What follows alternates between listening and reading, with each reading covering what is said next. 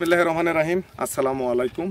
প্রিয় দর্শক, সবসময় কৃষির তথ্য দিয়ে কৃষিকে এগিয়ে নিয়ে কৃষিতে সমৃদ্ধ হোক বাংলাদেশ, বাংলাদেশের বেকারত্ব অপসারণ হোক, চাকরির পিছে ঘুরে না বেড়ে নিজের স্বয়ংসম্পন্নতা অর্জন করুক, এরই লক্ষ্যে দেশের বিভিন্ন প্রান্তে বিভিন্ন চাষির উদ্দেশ্যে কথা বলি।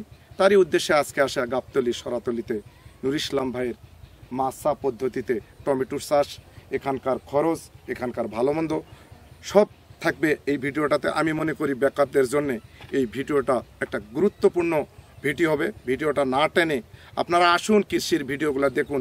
কৃষি আপনারা নিজে না করুন, আপনার পরিবারের, আপনার আত্মীয় স্বজন যারা আসলে বাড়িতে বসে বেকার সময় কাটে, এদেশের অবনতির জন্য ভূমিকা রাখতেছে, তাদেরকে এদেশের গুরুত্বপূর্ণ ভূমিকা পালন করতে পারে যেন, সেই ভূমিকায় আপনি অংশগ্রহণ করুন। এই ভিডিওটা দেশের বিভিন্ন প্রান্তে পৌঁছে দেন। আমরা কৃষিতে জনশক্তিতে তৈরি করে যে দেশে যত উন্নত, সেই দেশের জনগণ তত কর্মঠ। আমাদের অবহেলিত লাঞ্ছিত জাতিগুলাকে জাগ্রত করার উদ্দেশ্যেই আজকের ভিডিওটা অবশ্যই টানবেন না, ভিডিওটা দেখবেন, মনে হয় আপনাদের কাজে আসবে। আসুন যাওয়া যাক সেই পরিচিত মুখ, আমার দ্বিতীয় রুবেল।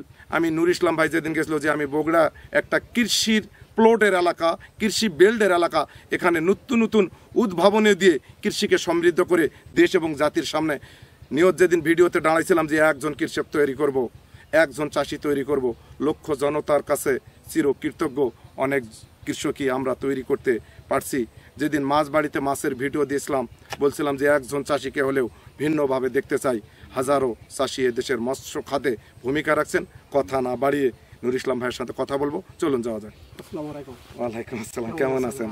আসলে শেষ সময়ে যে সময় অবসর রিটায়ার নেওয়ার কথা, যে সময় শুধু ঘুরে ফিরে কাটার কথা, সেই সময় প্রচণ্ড রোদের মধ্যে কৃষিতে ভূমিকা রাখার জন্য নুর ইসলাম ভাইয়ের কাছে আমি চিরকৃতজ্ঞ।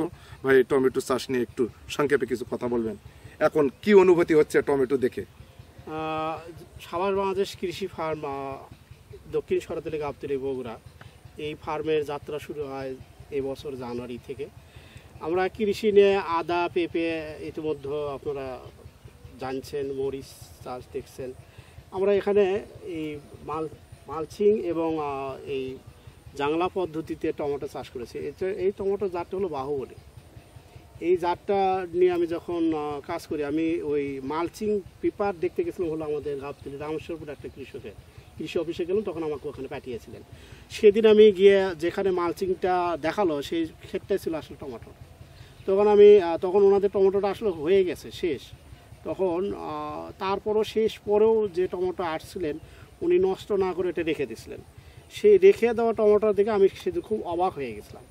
তারপরে আমি ওনাকে বলছিলাম যে আমি এই টমেটো জাতটা করতে চাই, কখন কোন সময় করা যাবে।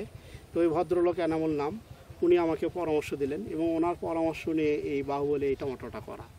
এটা বাহুবলী জাত। এই জাতের টমেটোতে একটা গাছে উনি আমাকে একটা আইডিয়া দিয়েছিলেন যে সঠিকভাবে যদি পরিচর্যা করা যায় এবং আল্লাহ যদি আপনাকে যদি রহমত নিয়ামত দান করেন, তাহলে মোটামুটি আশা করা যায় 8 থেকে 10 কেজি একটা করে গাছে ফল। কিন্তু আমার মনে হয় তো এটা বেশি আছে। এই যে একটা গাছ, কিন্তু এটা আপনারা যদি দেখেন প্রিয় দর্শক, দেখার মতো অবকাশ নেই। এই গাছ থেকে আমরা মাত্র 2-4টা করে টমেটো হারভেস্ট হয়েছে। আমরা গত সপ্তাহ থেকে হারভেস্ট শুরু হয়ে গেছে। এগুলো তো হারভেস্টিংয়ের মতো, এগুলো হারভেস্ট এখন হতেই থাকবে। তবে আমি এটা আল্লাহর প্রতি হাজারো শুকরিয়া আদায় করছি। আলহামদুলিল্লাহ, আল্লাহ আমাদেরকে সর্বদিক দিয়ে, আমরা যেটাই এই সাভার বাংলাদেশ কৃষি ফার্মে আমরা করতেছি, আল্লাহ আমাদেরকে সর্বোচ্চ নিয়ামত রহমত দান করেছে। আল্লাহর প্রতি হাজার শুকরিয়া এবং আপনাদের দোয়া এবং আশীর্বাদ। এখন কেমন লাগে কৃষি? এখন আমাকে খুব ভালো লাগতেছে যে এখানে কিন্তু আমরা বারবার বলছি যে আমরা সাথী ফসল করি। নিচে একটু ভিডিও যদি ধরা যায়, এখানে তো পটল দেওয়া আছে। এটা তো আমার কথা যে একটা ফসল করে কোনো সময় লাভবান হওয়া যায়। এবং যারা পটল চাষ করে তারা এটা যখন পটলটা দেখতেছে, তারা কিন্তু বলতেছে যে এটা এই যে আপনারা হয়তো জানেন যে টমেটো কিন্তু ওই এক ধরনের হরমোন দিয়ে পাকায়, আরও একটু কাঁচা থাকতে পাকায়। এখন আপনারা দেখো, আমরা গাছ থেকে কিন্তু এখানেই ছেঁড়া হলো, এই যে গাছ থেকে ছেঁড়া হলো ওই সরি, আমরা একটু ভিডিওতে সরাসরি দেখাবো যে গাছ থেকে কিন্তু আমরা শিখতেছি।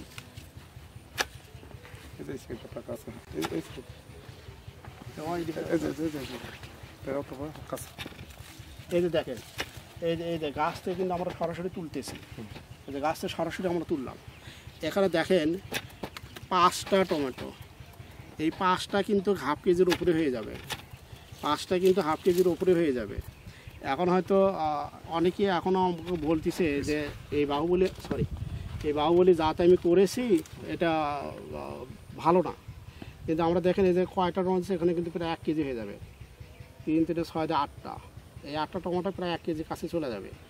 এটা আসলে আরও হওয়ার কথা, এই হলো একটা টমেটো 250 গ্রাম পর্যন্ত হয়, কিন্তু সে পরিমাণে হয়নি।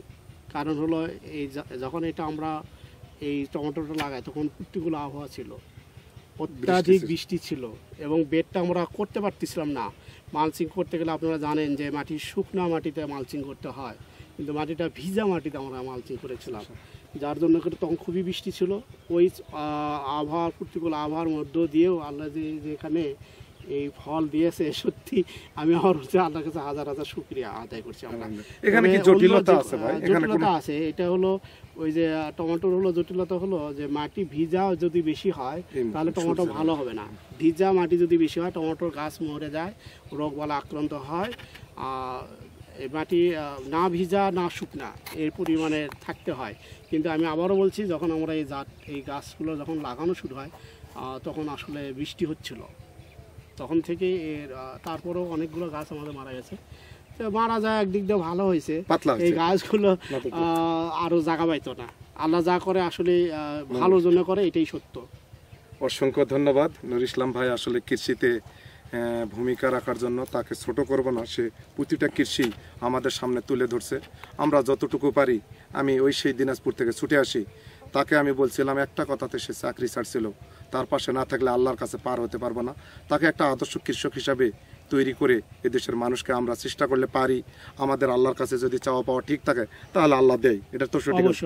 আমরা অল্প থেকেই মন খারাপ করি। আমি একটা জিনিস আবারও আপনাদেরকে অনুরোধ করে বলবো, এই কাঁচা ফল হরমোন দিয়ে পাকায়, এই টমেটো, পেঁপে, এই জাতীয় যেগুলো ফল আছে,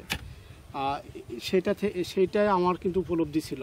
আমি যে এখানে কৃষিতে আসছি ওটাই আমার বড় উপলব্ধি ছিল, যে নিরাপদ খাদ্য। এই সত্য কথা বলতে এখনও ওইগুলোই করে মানুষ, কিন্তু আমার বাজারে এখন পর্যন্ত যে পেঁপে বা টমেটো যা দেওয়া শুরু হয়েছে এমন তো হরমোন দেয়নি। আমি গতকালও পাইকারি বাজারে নিয়ে গেছিলাম, ওই যারা ব্যাপারী ছিল তাদেরকে বলেছি, ভাই আমি কিন্তু হরমোন দেই নাই, হরমোন দেই নাই থেকে আমার এইগুলো কিন্তু ওই রকম এক তালে লাল হয় নাই।